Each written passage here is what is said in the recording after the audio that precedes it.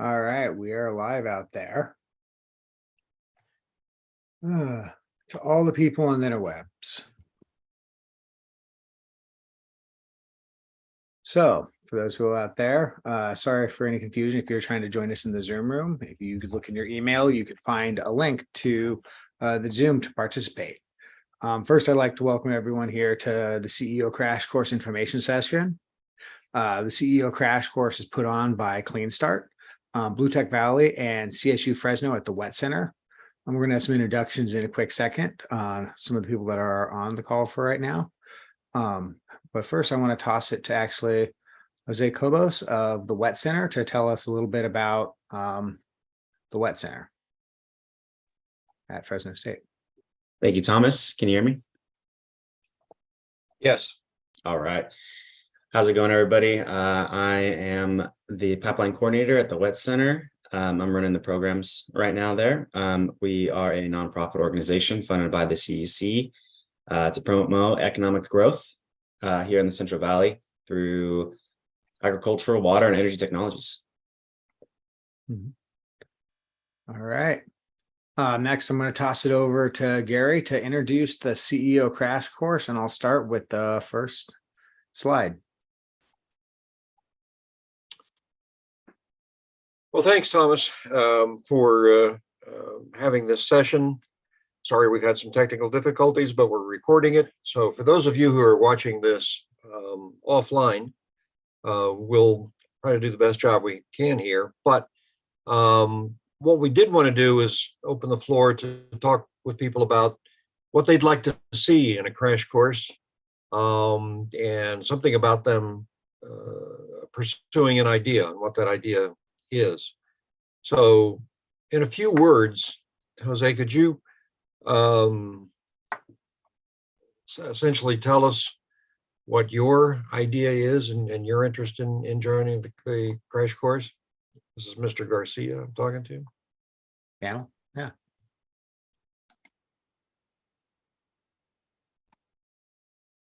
Yeah, Daniel, sorry. Yeah, Daniel. And so, yeah, there we go. Hey, everybody. Can you see me? Can you hear me? Yes, yes. Yeah. Yeah. Yeah. So, so my idea is we're all about creating sustainable or regenerative organic solutions for farms and gardens. And here in the Central Valley, there's just not a lot of opportunities or examples in that. So that's kind of our thing, is just providing the products, services, education, and opportunities. We want to really increase the green job field. And ultimately, I'm born and raised here from a farm worker family. So I'd like to see everyone from the ground up taken care of. And So here's Daniel, Fresno or Sacramento? You in the Sacramento area, or are you down in Fresno area? I'm so Fresno area, so Visalia, about 45 minutes from there. Yes. So one thing that we've tried to do with this class is have sort of two centers of gravity. Okay. Cluster of companies around Fresno and one around Sacramento. So in this class, it's mostly going to be done online. Everybody will be participating regardless of location, but there are a couple days where we'd like you to get to Fresno and participate in some in-person mentoring and coaching sessions there and a pitch presentation at the end. So just for other people who are reviewing this, we're trying to sort of take geography out of the issue, but there's a lot you can learn by being with your peers and having them give you direct feedback, as well as some of our mentors. So we do have a couple online sessions. So Daniel, what you described in your business, where are you in your effort to put that together? Have you already started to put a team together? Have you generated any revenue? Where are you? Yeah, so we're in year 3. We've definitely generated some revenue. The first year was just a lot of just kind of research development, just kind of trying things out, getting a little bit of revenue. Second year, I was still continuing to develop, but I started working with a nonprofit because I realized that there was a big, there was a financial lack for people who wanted to do these projects a lot of the times. So I wanted to learn how money flows, so we could maybe create more opportunities locally, which Sure. is something something else we're kind of working on. So I am building a team through a variety of partnerships at local entities like you guys, just constantly, helping out, providing resources. But yeah, but the company itself is me. But I definitely can say, as of year 3, we are starting to ask for help and starting to realize how important a team is. So that's kind of why I'm here, because I started reaching out for help. So I appreciate you guys. Yeah, absolutely. And you're a good example of a company that we're looking for. Somebody who's far enough along to have tested some things, struggled with the difficulties of forming up a business, and is now sort of appreciating it's probably a tougher job than you thought of at the beginning. So, appreciate what you're saying there, what you would like to learn from the class. And this is a pretty intensive effort. So why don't we go on and describe what we're doing in the class, Thomas, with the next slide. So we've given this class twice before. We've had 24 graduates. We've had companies that have gone out and raised significant amounts of money. At least one of the alumni of these classes has now gone out, and they've stayed in business through the pandemic, through a number of changes in federal law, and they're out there. They're doing quite well. So we're pleased to see that. Others are at various other stages. But our basic point in what we're trying to do in this crash course is to shorten your time between putting your first dollar in and getting a profit dollar out, because that gets you across this famous valley of death, where you could put a lot of time and effort in and not survive it. So we want you, with what we're doing in this class, to not waste time, don't waste money, and prioritize what you need to do in order to have a greater chance of success. And the basic approach on that is building your business based on evidence that you can turn up and confirm, not basing it just on assumptions of what you think people want or what you think will work or some kind of gut feel. Basing it on assumptions is a pretty good way of failing. So we're going to challenge the people who take the class about their assumptions and what evidence they have, but you'll begin to see why that's important.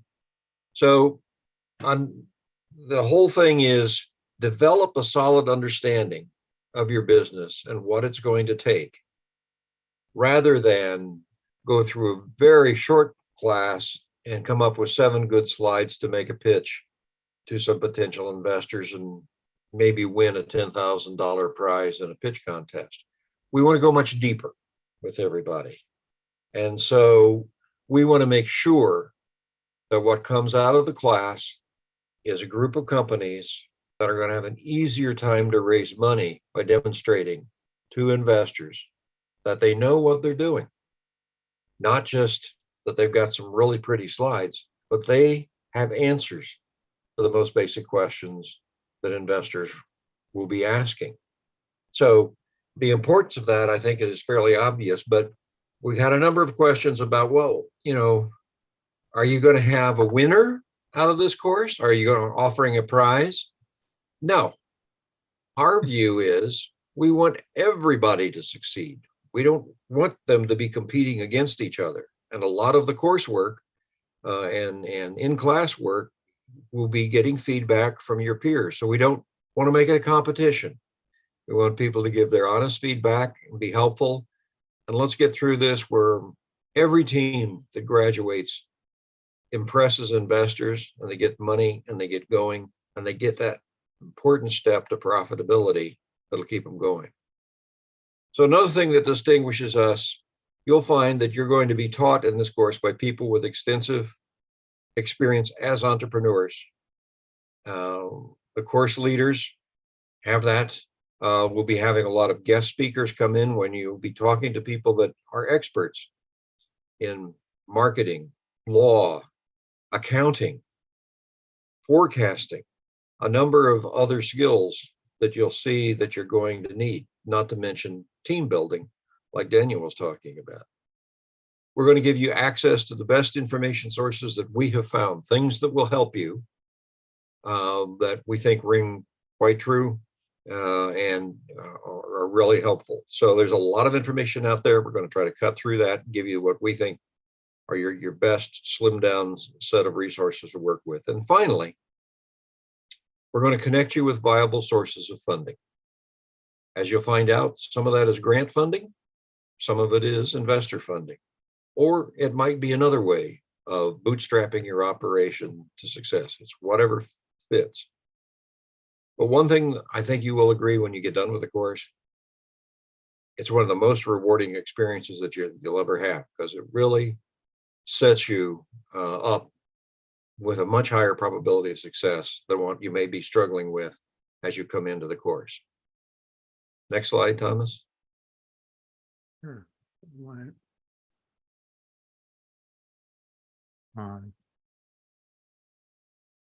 Okay, so here's who the faculty will be. Myself, I've run big companies and small companies. I've been a serial entrepreneur in the clean tech and telecommunications tech side. Dan Wadwani, very known in our area because he used to be a professor at University of the Pacific in Stockton, but has been upgraded to professor of entrepreneurship at the Marshall School of Business in Southern California. Thomas, you've heard from.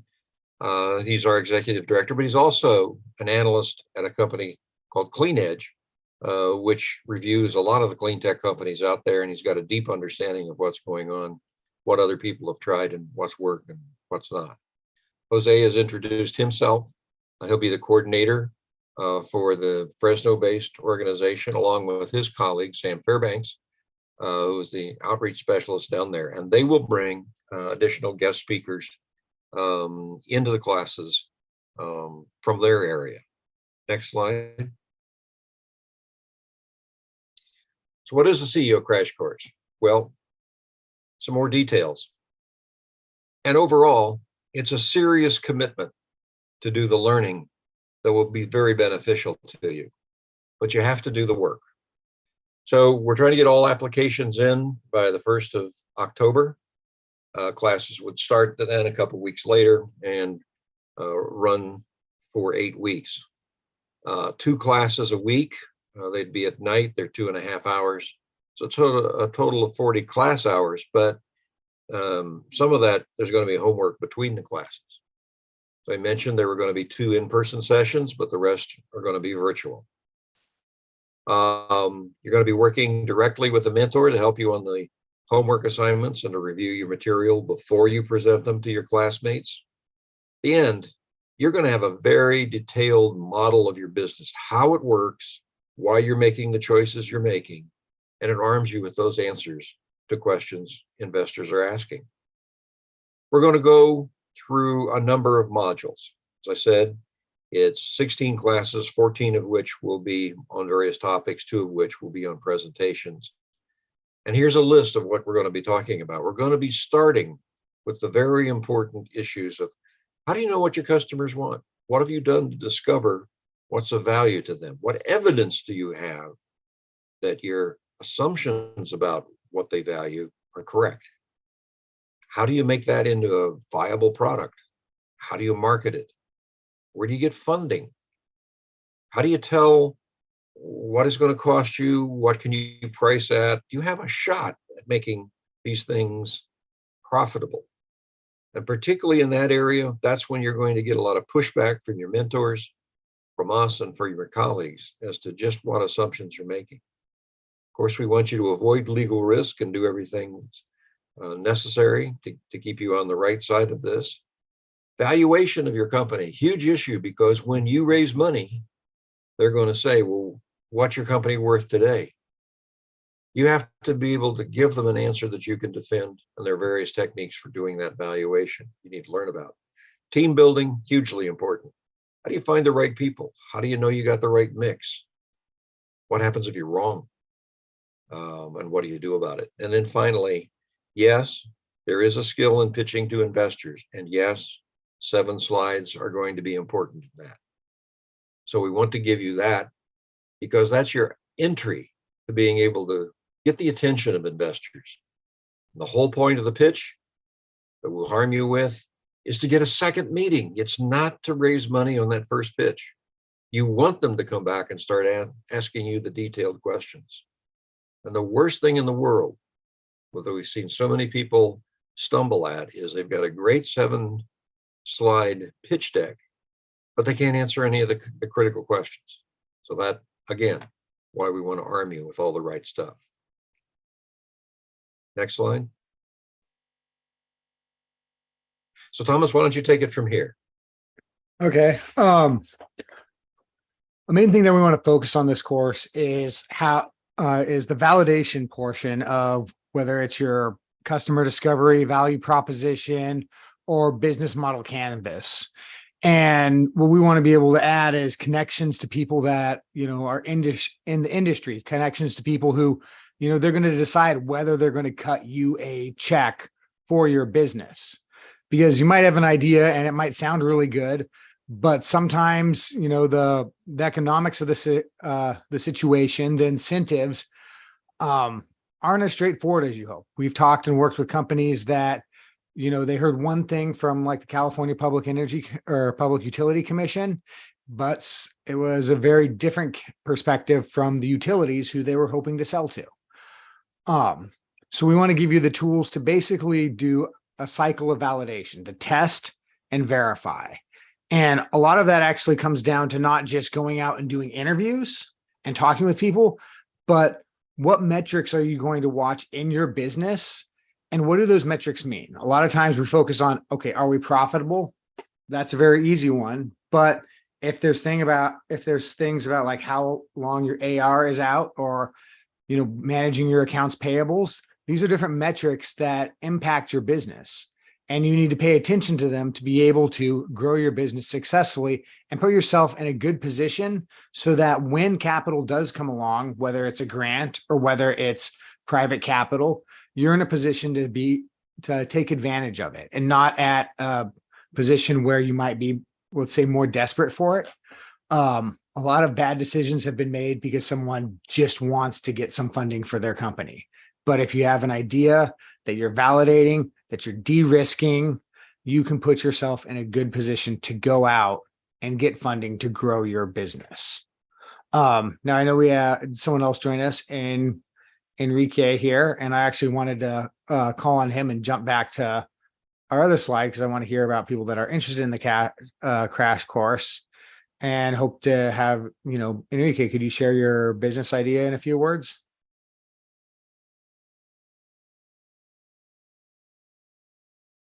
Enrique, you're still on mute.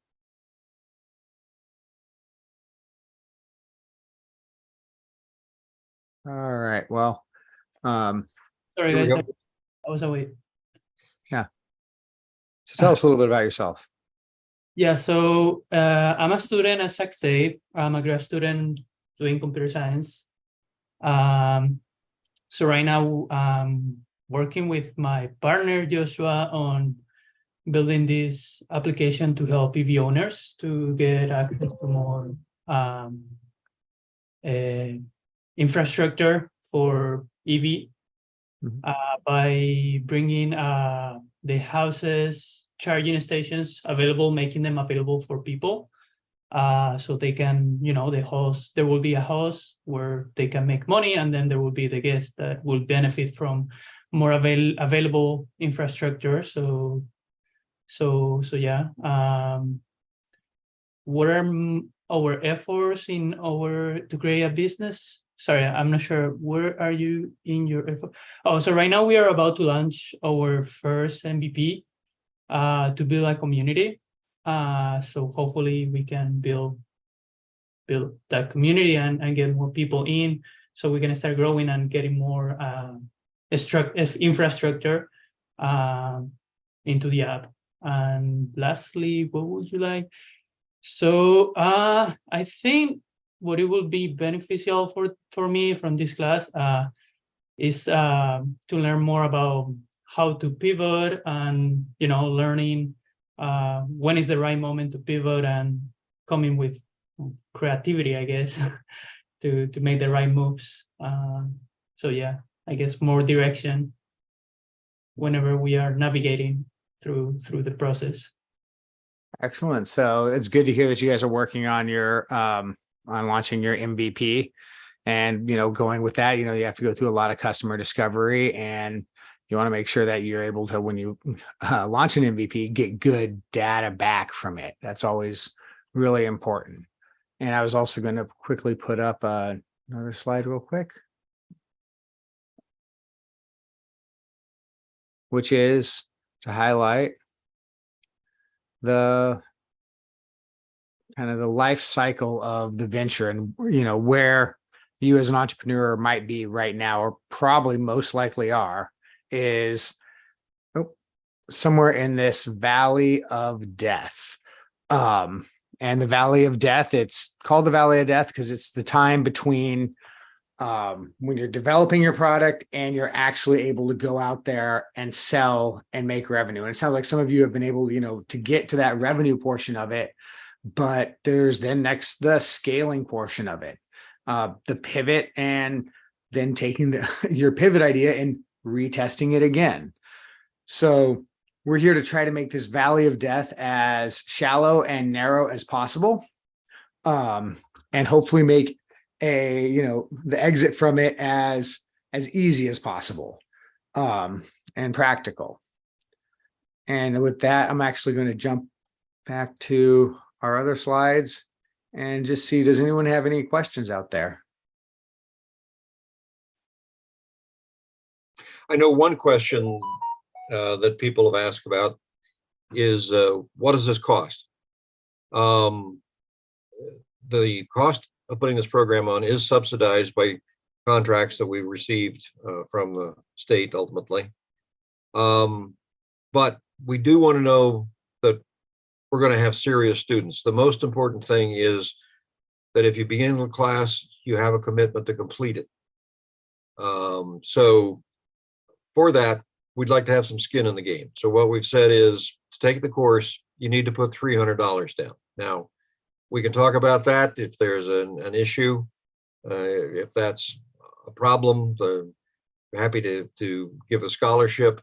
But one way or another, we want to know that everybody in the class is committed to see it through, because it is intensive, and there will be times I know that you'll be discouraged, but you have to work through that and see that we're getting there to a point where you're going to come out with something that's really valuable. So $300 per person. If you're bringing a team, I know Enrique, you and Josh will be a team.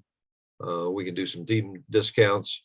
So there are other ways around it, but hopefully this isn't a huge barrier for you, but we can talk about that. Secondly, we're going to need a minimum number of people enrolled in the class to make this work, because a lot of it depends on getting feedback from your classmates. So we're still enrolling. We're hoping we're going to get to our target levels, but if we have to delay a bit or postpone, we'll let you know about that. So what we have heard in feedback so far is that this is a pretty busy time of year. So we may be putting this off until the January timeframe if we hear from a lot of people that there's just too much going on to be able to do this. I just want to be upfront about that. That decision is not yet made. We're going to depend on talking with everybody that would like to apply to the program and see where they are. Right. So I have a question. Will this be something that it will be always during this time and this, like Tuesdays at this time, or it will? Yeah. What we have found, and give us some feedback, Enrique, what we have found is what works is a meeting for the online classes between 6 and 8:30. And there's a break or two in that session. We're trying to concentrate it on just 2 evenings per night, not every evening. But there is a lot of material to cover. It's about 40 hours in class, and some work outside class. We're setting it up to be on Tuesdays and Thursdays, but again, when we get the cohort put together with the people in it, where if Tuesdays and Thursdays don't work for a majority of the people, then we can do some things to change stuff around. Enrique, is the time now okay for you to take the class? So it would be rough because I'm taking more courses, and like I was late today because of that. But I see that this will be classes October 17th to December Yes. 9th. Yes. So that's the thing, like I have a class online and at this time, so I don't know how I will make it work. Okay, well, I mean, again, this is changeable. So Right. if there are 2 other nights per week that you would prefer, we need to know that. I have to check it with everybody else in the class, but we know that everybody's situation can be different. We're trying to make this as accommodating as possible. Yeah, I mean, like for me, it would be better. This time will work if it was Monday, Wednesdays, or Fridays, but Tuesdays is hard. All right, that's good feedback. Any other feedback you have, Daniel, or questions?